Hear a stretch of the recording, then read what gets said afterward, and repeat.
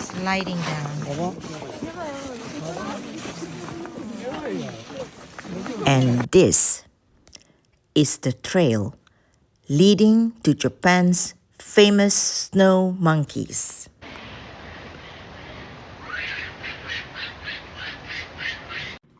Before the hike even begins, you have to survive this slope.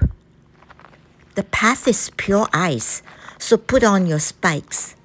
After this, there's a 1.6-kilometer hike up the mountain and through the forest. Most of it is manageable, packed snow and ice, but a few sections are dangerously slippery. Glad we have the spikes. I know. I wish there was a bench down there that allows you to sit down and put it on. About halfway down the trail, I saw this. Ice and bears. Oh my. When I arrived at the hot springs, I couldn't believe I had made it in one piece. Then there were a lot of steps to climb to get to the gift shop where we would get our tickets. The exit, when you come back, you have to go through this building. There'll be bathroom, there'll be water, free water, drink. Oh, good. And then there's a small The steps lead to the Snow Monkey Hot Spring. Whoa. And here's a baby snow monkey. buddy.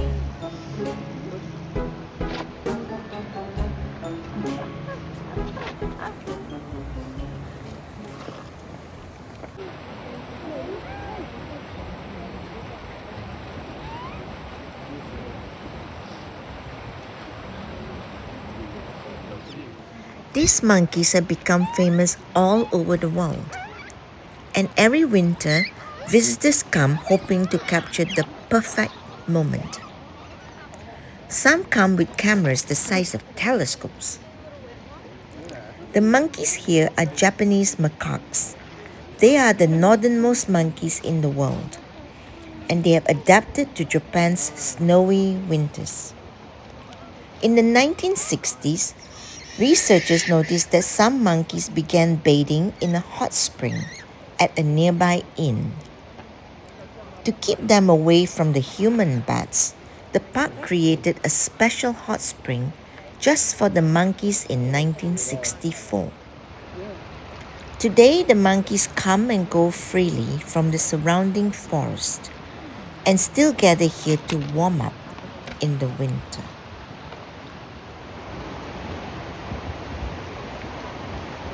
I walked back to the bridge and watched the crowd gathered around the monkey pond.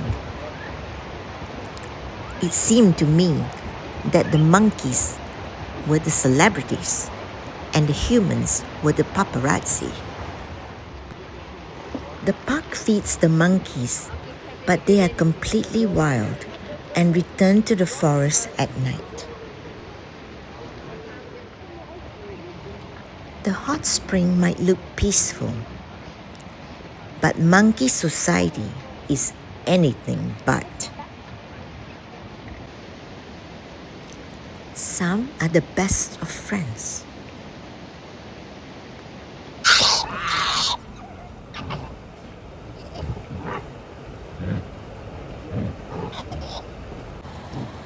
And some clearly are not. When it gets too hot, they step out into the snow.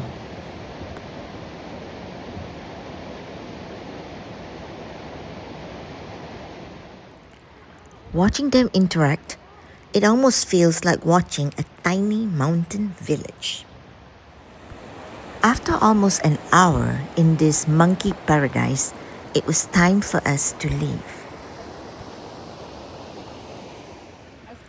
By the time we left, the trail had filled with visitors making the same journey.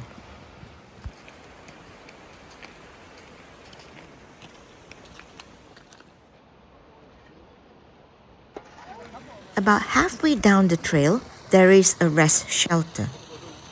And just beyond, I came upon a bottleneck.